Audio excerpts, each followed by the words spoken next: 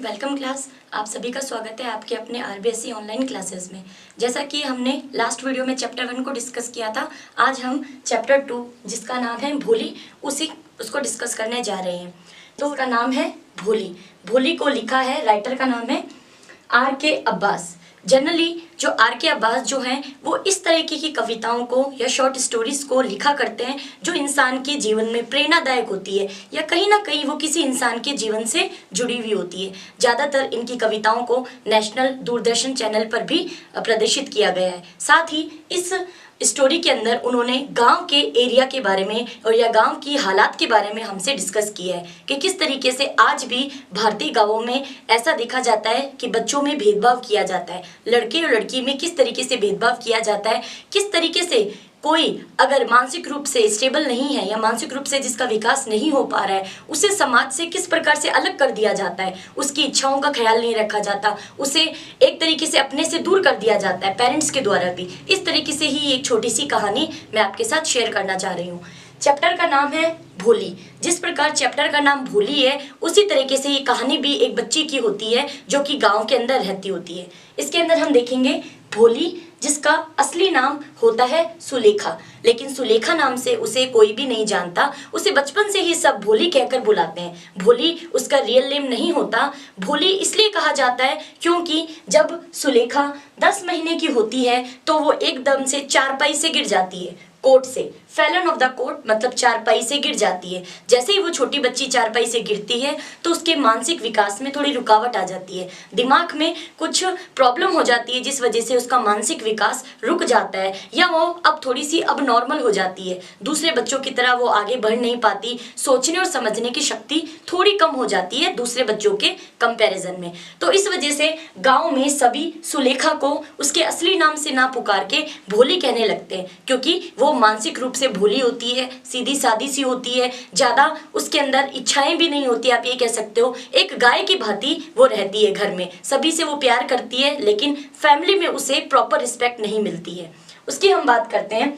10 महीने की जो भोली होती है वो जब कोट चारपाई से गिर जाती है तो मानसिक विकास रुक जाता है। फिर जब वही भोली 2 साल की होती है तो उसे स्मॉल पॉक्स हो जाता है। स्मॉल पॉक्स जिसको हम चेचक कहते हैं, जो माता निकलना भी हम कहते हैं। जैसे ही स्मॉल पॉक्स उसके चेहरे पे होता है तो आंखों को छोड़कर बाकी पूरा शरीर पर काले रंग के बड़े बड़े धब्बे बन जाते हैं जिस वजह से वो बड़ी ही अगली दिखाई देती है। अगली मतलब कुरूप या बदसूरत दिखाई देती है। तो भोली में पहली कमी तो क्या आती है कि वो थोड़ा मानसिक विकास से कमज़ोर होती है, प्रॉपरली वो स्ट्रांग नहीं होती माइंड से।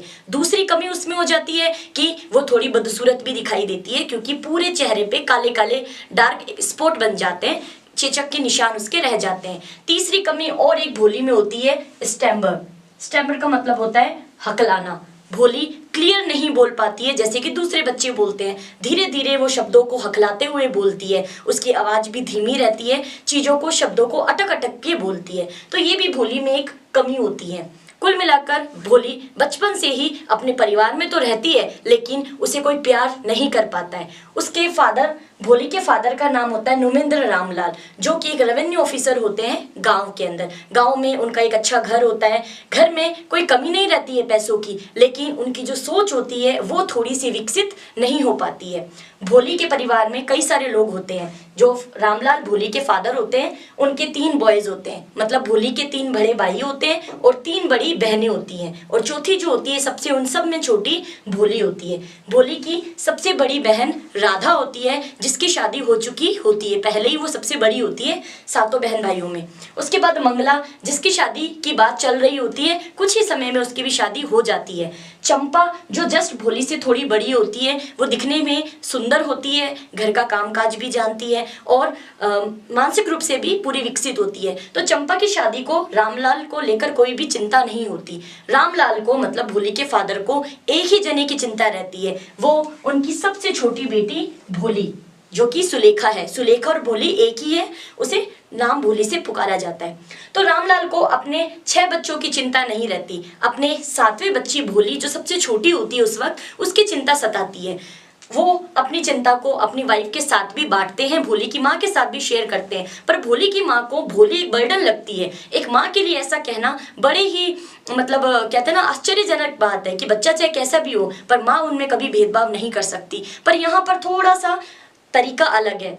भोली की माँ अपने सभी बच्चों को प्यार करती है, प्यार वो भोली को भी करती है, पर भोली से वो थोड़ी नाखुश है। भोली एक तरीके से उनके लिए बर्डन है, परेशानी है, उसकी चिंताएं रहती है उसे, क्योंकि भोली में कोई कुछ अच्छी बात है ही नहीं। बचपन से ही मानसिक विकास रुक गया, हकलाती भी है, बदसूरत भी है, पढ़ी लिखी भी नहीं है और एकदम सीधी सादी सी है। उन्हें चिंता रहती है कि जब भोली बड़ी होगी तो क्या उससे कोई शादी करेगा क्या, कहीं भोली पूरी जिंदगी भर कवारी तो नहीं रह जाएगी। क्योंकि गाँव में ज्यादातर बच्चों को पढ़ाने लिखाने से ज्यादा उनकी शादी की चिंता की जाती है। आज भी हम इंडिया के कई गांवों में जाकर देखें हमारे भारत में तो ज़्यादातर लड़कियों की शादी थोड़ी सी एज में ही कर दी जाती है। लेकिन ये पहले की बात है, उस वक्त तो लड़कियों को स्कूल भेजना, उन्हें पढ़ाना लिखाना या घर की बाउंड्री से बाहर जाना ही अलाउ नहीं था। स्कूल तो बहुत बड़ी बात होती थी क्योंकि स्कूल में लड़कियों को भेजना तो जाने ही नहीं दिया जाता था। उस समय लोगों की मानसिकता ये थी कि अगर लड़की स्कूल पढ़ने जाएगी तो वो ज़्यादा पढ़ लिख लेगी और उसकी शादी में रुकावटें आएगी। हाँ, लड़कों को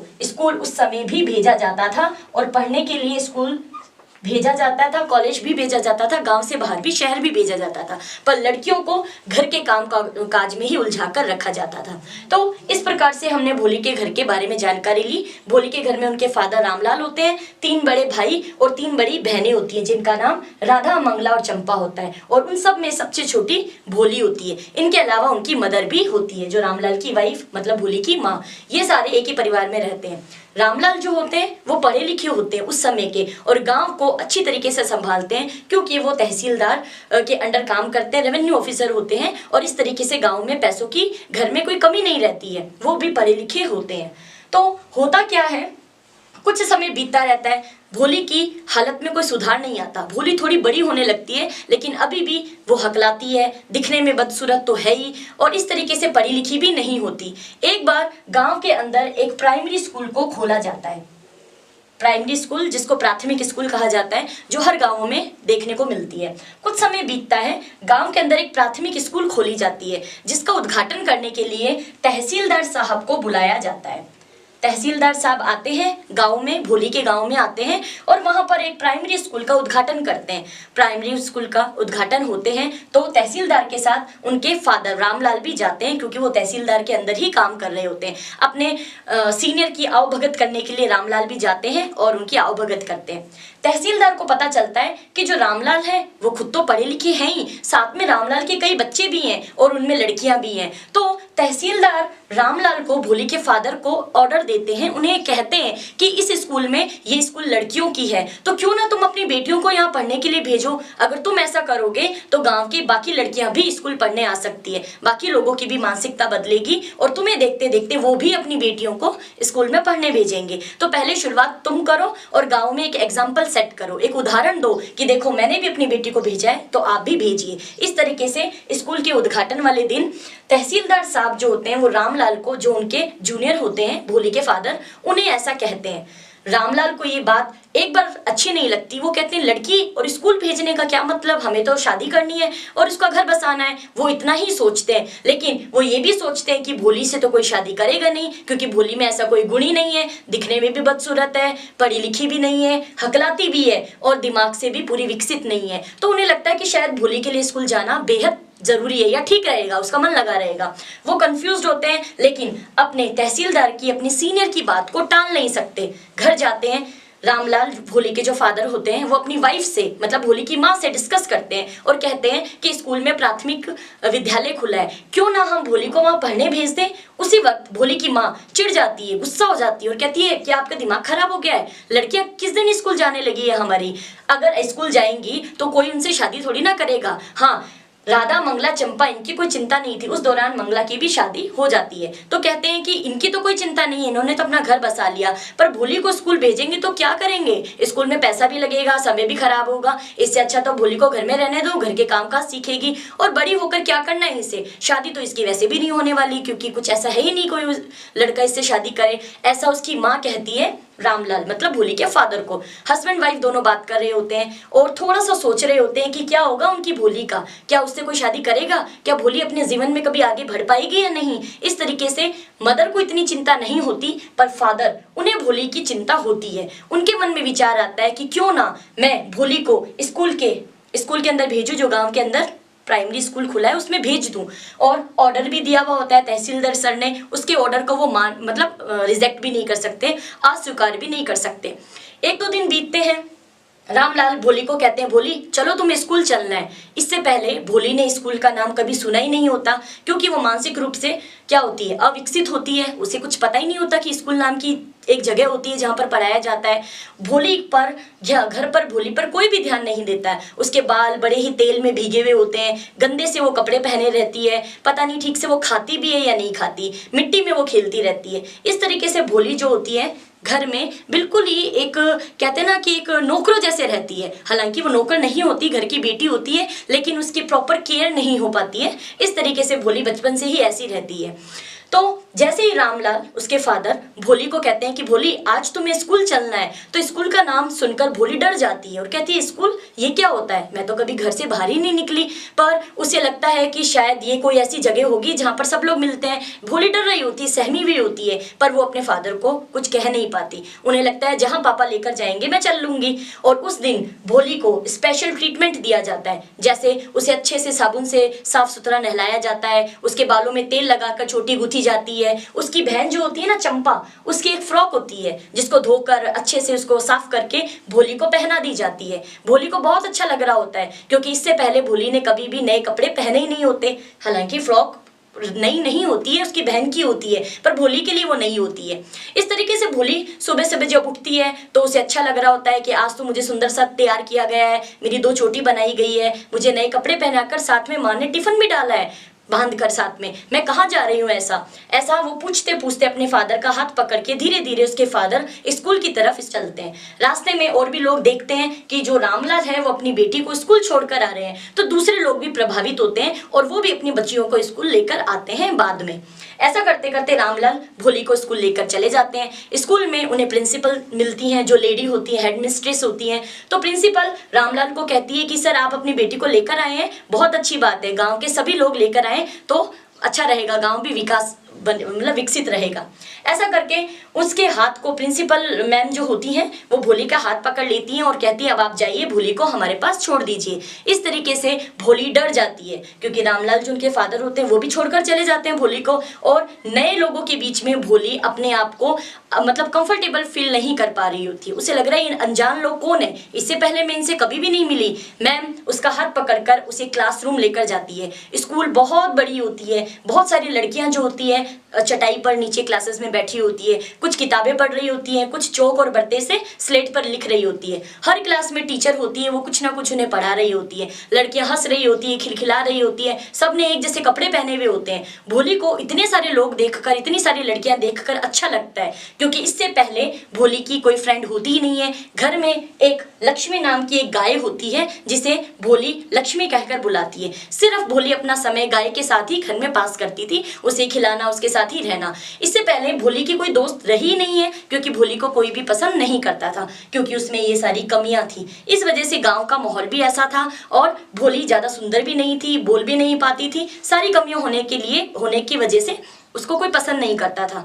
भोली को लगा इतनी सारी लड़कियों में अब तो मेरी बहुत सारी फ्रेंड्स भी बन जाएंगी और मेरा मन भी इनके साथ लगने लगेगा, पर ऐसा हुआ नहीं होता। जैसे ही प्रिंसिपल मैम भोली को क्लास में लेकर जाती हैं, क्लास टीचर पढ़ा रही होती है और प्रिंसिपल मैम कहती हैं कि चलो भोली उस कॉर्नर पर जाकर आप बैठ जाओ, अब जो पढ़ाया जा रहा है उस पर ध्यान देना। भोली डरी हुई सहमी सी अपना बैग लेकर चुपचाप लड़कियों के बीच में से जाकर सीट पर बैठ जाती है। सीट तो नहीं, नीचे चटाई बिछाई हुई होती है स्कूल में, वहां पर जाकर वो दरी के ऊपर कोने पे बैठ जाती है। उसी वक्त क्लास टीचर जो होती हैं वो लड़कियों को पढ़ा रही होती है। नए स्टूडेंट भोली को देखकर उन्हें भी अच्छा लग रहा होता है, और क्लास टीचर बड़े ही प्यार से भोली से पूछती है, बेटा या बच्ची आपका क्या नाम है, आप मुझे अपना नाम बताओगी। तो भोली जैसे ही क्लास टीचर की इतनी मीठी आवाज़ सुनती है तो उसका मन पिघल जाता है, उसे बहुत अच्छा लगता है, क्योंकि इससे पहले इतनी मिठास से भोली से कभी किसी ने बात ही नहीं की। हमेशा भोली को डांटा जाता था, मम्मी भी जो है गुस्सा करती थी, फादर भी ज़्यादा ठीक से बात नहीं करते थे, बहनें जो थी वो भोली से थोड़ा सा रूड बिहेव करती थी। तो जब टीचर ने इतने प्यार से भोली से नाम पूछा कि भोली तुम्हारा नाम क्या है, मुझे बताओगी, तो ये सुनकर भोली को बहुत अच्छा लगा। उसे लगा कि टीचर मुझसे कितना प्यार से बोल रही है। वो बोलने की कोशिश करती है पर उसे डर होता है कि मैं ठीक से बोल नहीं पाऊंगी, मैं जैसे ही बोलूंगी हकलाऊंगी तो सारे बच्चे मुझ पर हंसेंगे। पर ऐसा ही होता है। टीचर वापस पूछती है कि आपका नाम क्या है बताओ, तो भोली भो भो भो ऐसे करते करते प्रोनाउंसिएशन करने की कोशिश करती है, अपना नाम बताने की कोशिश कर रही होती है और वो ठीक से बोल नहीं पाती है और बच्चे हंसने लगते हैं, लड़कियां हंसने लगती है।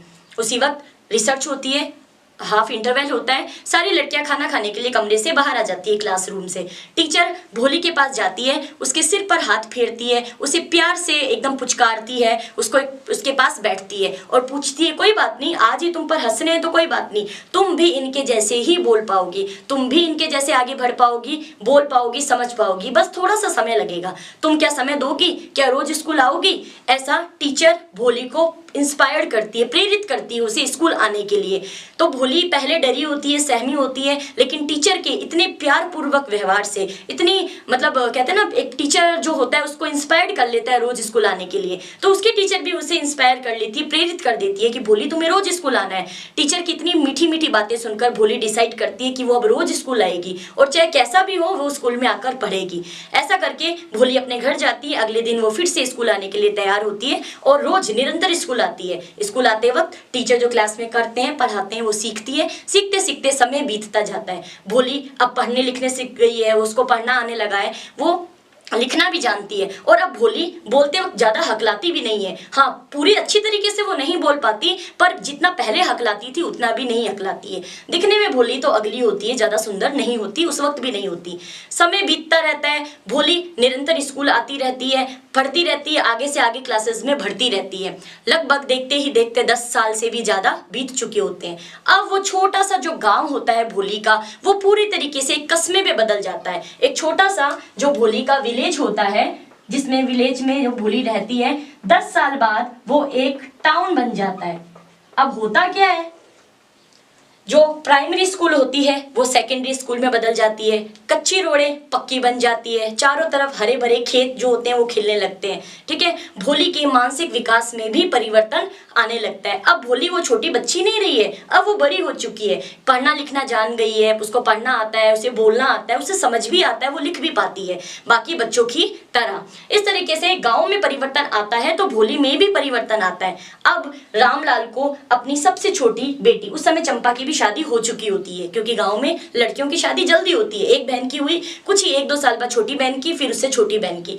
तो भोली की तीनों बड़ी बहनों की शादी हो चुकी होती है। अब चिंता रामलाल को केवल एक ही बेटी की रहती है। पहले भी रहती थी, वो कौन बची? भोली। अब भोली बड़ी तो हो चुकी है लेकिन पूरी तरीके से विकसित नहीं हो पा रही है, और सुंदर तो वो पहले भी नहीं थी और अभी भी नहीं है। एक ही परिवर्तन आया है भोली में, सिर्फ और सिर्फ वो एजुकेटेड हो चुकी है। अच्छे तरीके से भोली में कॉन्फिडेंस आ चुका है, उसको सही और गलत की पहचान भी होने लगी है, सिर्फ और सिर्फ पढ़ाई की वजह से, जो कि उसके टीचर की वजह से वो रेगुलर आने लगी थी। भोली बड़ी होती है। रामलाल अपनी वाइफ को, भोली की माँ को कहते हैं अब भोली बड़ी हो चुकी है तो क्या हमें अब इसकी शादी की भी चिंता होनी चाहिए? तो रामलाल की वाइफ कहती है इससे कौन शादी करेगा, हम तो पहले से जानते हैं ये तो शादी कोई करेगा ही नहीं इसके लिए तो। लेकिन रामलाल कहते हैं कि एक प्रपोजल आया है मेरे पास भोली की शादी के लिए। एक हमारे ही गांव के, जिसका नाम है विशंबरनाथ, क्या नाम है? विशंबरनाथ। विशंबरनाथ का प्रपोजल मतलब प्रस्ताव आया है शादी के लिए। विशंबरनाथ हमारी भोली से शादी करना चाहता है। वो हमारे ही गांव का ग्रोसर है, जाना माना सेठ है, बड़ी सारी दुकान है उसकी और नामी सेठ कहलाता है। बैंक बैलेंस भी शायद बहुत अच्छा है उसका, ऐसा सुनने में आता है। उसने हमारी भोली से शादी करने का प्रस्ताव रखा है। ऐसा सुनकर भोली की माँ बड़ी ही खुश हो जाती है, कहती है अच्छा, अगर वो शादी करना चाहते हैं तो हमें क्या ऐतराज है, हमें तो वैसे भी शादी के लिए कोई लड़का चाहिए। अगर विशंबरनाथ मानते हैं, सहमत होते हैं हमारी भोली से शादी करने के लिए, तो हम अपनी भोली की शादी विशंबरनाथ से करवा देंगे। लेकिन यहाँ पर विशंबरनाथ जो होते हैं वो भोली से बहुत ज्यादा बड़े होते हैं उम्र में, लगभग उसके फादर की ही उम्र के होते हैं, रामलाल की उम्र के ही होते हैं। और विशंबरनाथ जो होते हैं उनके खुद के बच्चे जो होते हैं वो भोली के बराबर होते हैं। मतलब विशंबरनाथ उम्र में भोली के फादर जितने बड़े होते हैं, उनके खुद के बच्चे भोली से भी बड़े होते हैं और वो भोली से दूसरी शादी कर रहे होते हैं। इससे पहले विशंबरनाथ की शादी हो चुकी होती है, उनसे भी 2 बच्चे होते हैं, वो बड़े भी हो चुके होते हैं। और उसके बाद वो दूसरी शादी एक छोटी सी बच्ची जो बड़ी हो चुकी है उससे कर रहे होते हैं। लगभग भोली की उम्र जो होती है शायद 18 से 19 साल होती है और विशंबरनाथ की उम्र जो होती है 45 साल से भी ऊपर की होती है। दोनों में ही एज गैप बहुत ज्यादा होता है। लेकिन जब रामलाल ये बात अपनी वाइफ को कहते हैं कि ये हमारी भोली के लिए तो बहुत ज्यादा बड़ी उम्र के हैं, ये तो मेरी उम्र के हैं, मैं अपनी उम्र के आदमी से अपनी ही बेटी की शादी कैसे करवा दूं, दोनों में दिन और रात का अंतर है। तो विशंबरनाथ की वाइफ, रामलाल की जो वाइफ है, भोली की माँ जो है, वो कहती है अर्जी क्या हुआ, अगर अंतर है तो क्या हुआ, हमारी भोली कौन सा रूप की रानी है, वो भी तो हकलाती है, वो भी तो बदसूरत है और वो भी ज्यादा मतलब समझदार नहीं है, अविकसित है, एक पढ़ी लिखी तो है, उससे क्या होगा, शादी के बाद तो संभालना तो आखिर घर ही है, बच्चों को ही है, हमें कोई ऐतराज नहीं है। अगर वो विशंबरनाथ शादी के लिए तैयार है तो हमें भी शादी की तैयारी करनी चाहिए। अपने माँ बाप की बात भोली सुन रही होती है, वो कुछ नहीं कह पाती, उन्हें लगता है कि जो माँ बाप समझे उसके लिए क्या सही है वो मान लेगी। भोली सीधी होती है, समझदार तो हो चुकी होती है क्योंकि वो एजुकेटेड हो चुकी होती है, लेकिन वो अपने मम्मी पापा के सामने अपनी बात को नहीं कह पाती। उन्हें लगता है कि जो ये मेरे लिए कहेंगे मैं वो करने को तैयार हूँ। भोली भी खुश हो रही होती है कि ठीक है चलो कोई तो मिला मुझे भी शादी के लिए। इस तरीके से शादी के अरेंजमेंट शुरू हो जाते हैं और उन्हें लगता है कि विशंबरनाथ जो है वो दहेज नहीं मांगेगा। डॉरी मतलब होता है दहेज, उसने दहेज की तो कोई मांगी नहीं की, तो बिना दहेज दिए बिना पैसा लगाए हम अपनी भोली की शादी विशंबरनाथ से कर देंगे। माना कि उम्र में वो बहुत बड़ा है, लेकिन उम्र में बड़ा होने से क्या होता है, हमारी भोली भी कुछ ज्यादा खास नहीं है ना। इस तरीके से गाँव में उम्र को ना देखते हुए बस सिर्फ लड़के की शादी करने की जल्दी लगी रहती है, आज भी ऐसा होता है। पर जब विशंबरनाथ को पता चलता है कि भोली शादी के लिए एग्री हो चुकी है, उसका परिवार मान चुका है, तो वो बड़े ही रईस तरीके से शादी की तैयारियां करता है। अपने काफी सारे रिश्तेदारों को, मित्रों को, सबको शादी के वेडिंग पर वेन्यू पर लेकर आता है जहां पर शादी होती है। पंडित जी आते हैं, शादी की तैयारियां करवा रहे होते हैं, फेरे की तैयारी चल रही होती है। भोली को मंडप में बुलाया जाता है। भोली जो होती है सजी सवरी लाल रंग की साड़ी में बड़ी ही सुंदर लग रही होती है। हालांकि हर लड़की जब अपने जोड़े में आती है शादी के तो वो बहुत सुंदर लग रही होती है। रियल में भोली ज्यादा सुंदर नहीं होती है, लेकिन उस दिन वो अच्छी लग रही होती है। इससे पहले विशंबर ने कभी भी भोली को देखा नहीं होता, सिर्फ उसके बारे में वो सुना होता है।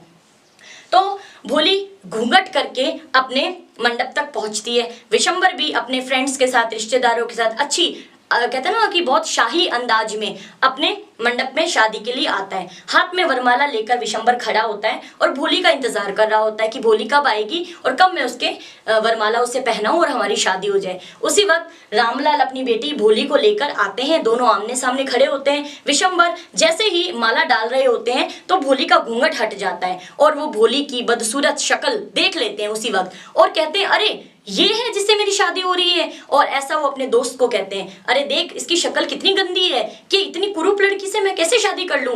तो उसका दोस्त कहता है अरे तू भी तो उम्र में इतना बड़ा है ना, एक लड़की तुम्हें मिल रही है, माना वो कुरूप है पर तुम भी तो उसके लायक नहीं हो, मतलब तुम भी में भी तो कमियां है ना।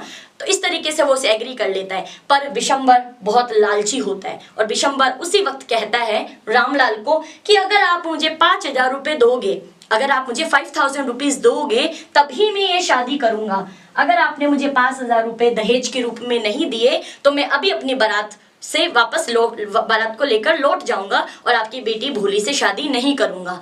ये सुनकर सभी लोग हैरान रह जाते हैं। भोली जब ये सुनती है तो वो एक बार कुछ नहीं कह पाती और जो रामलाल होते हैं वो गिड़गिड़ाने लगते हैं, माफी मांगते हैं, हाथ जोड़ते हैं और पैरों में भी पड़ते हैं विशंबरनाथ के। अपने सिर से अपनी पगड़ी उतार कर विशंबर के पैरों में रख देते हैं और कहते हैं किसी भी तरीके से ये शादी कर लो। हाँ, मैं अभी तुम्हें 2,000 रुपए दे सकता हूँ, मैं अभी तुम्हें 2,000 रुपए दे दूंगा, बाकी के बचे हुए मैं तुम्हें बाद में दे दूंगा, लेकिन एक बार तुम ये शादी से मना मत करो। ऐसा रामलाल विशंबरनाथ को कहते हैं अपनी बेटी की शादी करवाने के लिए। लेकिन विशंबरनाथ अड़ावा होता है, जिद पर अड़ा होता है कि अभी के अभी अगर आपने 5,000 रुपए दिए तो ही मैं शादी करूंगा, 2 या 3,000 में मैं मानने वाला नहीं हूँ। इस तरीके से रामलाल उसी समय दहेज की भी मांग रख देता है और दहेज के रूप में वो पैसे मांगता है। अभी बच्चों 5,000 रुपए शायद आज के समय में ज्यादा बड़ी रकम नहीं होती, लेकिन उस वक्त गाँवों में 5,000 रुपए भी बहुत ज्यादा माने जाते थे, जो उस वक्त भी कमाने बहुत मुश्किल होते थे। इस तरीके से वो एक शर्त रख देते हैं विशंबरनाथ कि अगर 5,000 रुपए आप मुझे देते हैं तब मैं भोली से शादी कर लूंगा, नहीं देते हो तो मैं अपनी बारात लेकर वापस चला जाऊंगा। अब किसी तरीके से रामलाल को अपनी इज्जत भी बचानी होती थी, अपनी भोली बेटी की शादी भी करवानी होती थी और सभी लोगों को जो है रोकना भी होता था। विशंबर की आंखों में आंसू रामलाल की आंखों में आंसू आ जाते हैं। विशंबर बड़ा ही हट्टी होता है, बड़ा ही कहते हैं ना प्राउडी होता है। उसे कोई भी फर्क नहीं पड़ रहा होता कि एक लड़की की इस समय क्या हालत हो रही होगी जब वो मंडप में ऐसी बात कर रहे हैं। भोली थोड़ी देर तक शांत दोनों की बातें सुनती है। विशंबर क्या कह रहे हैं वो भी सुनती है, उनके फादर क्या कर रहे हैं वो भी देखती है। और अंत में भोली कहती है, रुकिए पापा, आपको कहीं जाने की जरूरत नहीं है, आपको कुछ भी करने की जरूरत नहीं है। इस लालची आदमी से मैं शादी नहीं करूंगी। ऐसा कौन कह देती है उस वक्त? भोली, जो कि सबकी नजरों में डरी हुई, सहमी हुई, बचपन से सीधी सादी लड़की होती है। वो एकदम कॉन्फिडेंस के साथ अपना डिसीजन लेती है और कहती है कि इस लालची विशंबर से मैं कभी भी शादी नहीं करूंगी। ये अभी हमसे इतना पैसा मांग रहा है तो शादी के बाद भी ये अपनी डिमांड को रेगुलर करेगा। ऐसा सुनकर सभी बाराती, सभी दोस्त, उसकी बहनें शॉक्ड हो जाती हैं और उसकी माँ कहती है, अरे भोली तू चुप कर, तू अभी बच्ची है, तुझे कुछ नहीं पता, शादी ब्याह में लेन देन तो लगा ही रहता है। लेकिन भोली कहती है, नहीं माँ, लेन देन नहीं है, ये दहेज मांग रहे हैं और मैंने स्कूल में पढ़ा है, मैंने सीखा है कि दहेज लेना और देना दोनों ही गलत बात है। तो मैं अपने फादर को इस तरीके से जो है वो नहीं झुकने दूंगी विशंबर के पैरों में। उसके फादर भी भोली को समझाते हैं, भोली तुम चुप रहो, मैं जैसा भी होगा मैं कर लूंगा मैनेज, बस तुम चुप रहो। लेकिन भोली उनकी बातों को नहीं सुनती और फाइनल डिसीजन लेती है और कहती है कि मैं इस विशंबर से शादी नहीं करूंगी क्योंकि ये लालची है, दहेज की मांग कर रहा है और मैं इसके साथ खुश भी नहीं रह पाऊंगी। और भोली बिना कुछ अटके हुए, क्योंकि वो स्टैम्पर्ड कर रही होती है ना, हकला रही होती है, लेकिन उस वक्त वो बिना अटके हुए, कुछ भी एक लाइन को भी स्किप किए हुए अपनी सारी बात को वैसे कह देती है जैसे कि आमतौर पर सभी बोलते हैं। ऐसा देखकर उसकी स्कूल टीचर जो वहां पर आई हुई होती है शादी में, वो भी हैरान रह जाती है और भोली के पेरेंट्स, सारे बाराती, उसकी तीनों बहनें, सब के सब हैरान रह जाते हैं कि भोली इतनी कॉन्फिडेंट कैसे बोल सकती है, जो कभी ऊपर आवाज में बोलती नहीं है, आज वो कितने लोगों के सामने अपनी बात कह रही है। ऐसा देखकर उसकी टीचर को बहुत अच्छा लगता है और उसे लगता है कि जिस भोली को मैं बचपन से देख रही हूँ, तैयार कर रही हूँ एक बीज को, आज वो खिल चुका है और पौधा बन चुका है। भोली में जिस चीजों को मैं डालना चाहती थी, आज भोली में वो सारी चीजें आ चुकी है। भोली अब कॉन्फिडेंट हो चुकी है, उसे अपने सही और गलत की पहचान होने लगी है, उसे अपने जीवन साथी की भी सच्ची पहचान हो चुकी थी कि वो किस लायक है। अपने फादर की इज्जत को भी उसने बचाया, पैसों को भी बचाया और दहेज को भी रोकने की कोशिश की। इस तरीके से विशंबर से शादी के लिए मना करके विशंबर अपनी बारात लेकर चला जाता है और अंत में भोली जो होती है अपने फैमिली के साथ अकेली रहती है और टीचर को पूछती है, टीचर मैंने सही किया या गलत? तो टीचर कहती है, भोली तुमने बिल्कुल सही किया, अगर हर लड़की इस तरीके से करेगी तो कोई भी जो होगा दहेज का लालची नहीं बनेगा। अंत में भोली के पेरेंट्स भोली को कहते हैं, अब तुम करोगी क्या? गांव में हमारी इज्जत तो लुट चुकी है, अब तो तुमसे कोई भी शादी नहीं करेगा। तो भोली कहती है, कोई बात नहीं, मैं बुढ़ापे में आप दोनों की क्या करूंगी? सेवा करूंगी, आपके साथ रहूंगी, पूरी जिंदगी आप लोगों का ख्याल रखूंगी। जब आप बूढ़े हो जाओगे तो मैं आपको खाना बनाकर सर्व भी करूंगी। और जिस स्कूल में मैं पढ़ी हूँ, प्राइमरी स्कूल में, जो अब सेकेंडरी स्कूल बन चुकी है, उसी स्कूल में मैं दूसरे बच्चों को भी पढ़ाने का काम करूंगी। जीने के लिए शादी की जरूरत नहीं है। इस तरीके से भोली जब कहती है तो सभी को उसकी बात अच्छी लगती है। उसकी टीचर भोली के इस डिसीजन से बड़ा ही खुश होती है और कहीं ना कहीं उसके पेरेंट्स को, रामलाल को भी भोली पे कहीं ना कहीं गर्व होता है। हालांकि वो उसे कह नहीं पाते, पर वो अपनी बेटी की बात से भी सहमत होते हैं। इस प्रकार से जो स्टोरी है वो खत्म होती है। भोली अपने माँ बाप की सेवा करती है और स्कूल में ही अध्यापिका बनकर, टीचर बनकर दूसरे बच्चों को भी शिक्षा देने का काम करती है। इस कहानी से हमें शिक्षा ये मिलती है कि भोली में बहुत सारी कमियां थी, लेकिन केवल एजुकेशन के माध्यम से, केवल शिक्षा के माध्यम से उसने अपनी सभी कमियों को क्या कर लिया? छुपा लिया। उसकी सारी कमियां ढक गई क्योंकि उसमें कॉन्फिडेंस आ चुका था, वो एजुकेटेड हो चुकी थी और गांव की सबसे ज्यादा पढ़ी लिखी लड़कियों में भोली का नाम